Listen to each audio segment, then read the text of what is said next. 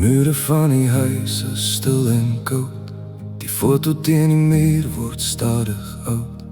Ek weet nie waar jy deesdae jou kop neerlê, of wat jy in die donker vir jouself sou sê. Is jy in die stad of op 'n verlate pad? Die stilte tussen ons is 'n diep, diep gat. Ek weet nie wat jy doen of waar jy nou bly, maar die hartseer van die jare loop hier binne in my. Ons is al so lank van mekaar vervreemd, deur die keuses wat die lewe van ons kon neem. Maar ek buig my knieë en ek roep sy naam. Mag God jou bewaar van die pyn en die skaam. Mag die Heilige Gees jou hart saggies aanraak en jou oortuig om jou lewe weer reg te maak. My broer, waar jy ook al mag wees vandag, onthou daar is iemand wat steeds vir jou wag. Dis jare sedert ons laas saam kon lag. Ek wonder oor jou elke liewe dag. Wat doen jy nou?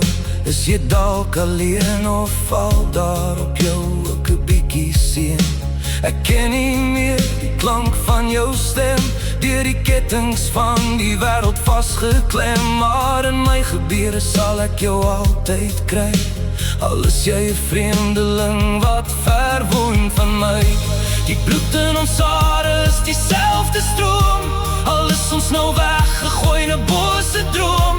Kom terug na die lig, los die donker agter. Die tyd raak min en die wêreld word harder. Maar ek buig my knieë en ek roep sy naam. Mag God jou bewaar van die pyn en die skaam. Mag die Heilige Gees jou hart saggies aanraak en jou oortuig om jou lewe weer reg te maak. My broer, waar jy ook al mag wees vandag, onthou daar is iemand wat steeds vir jou wag.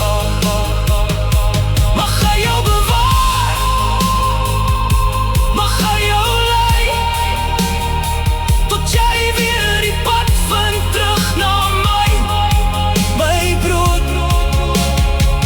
Net tot jy weer vry is,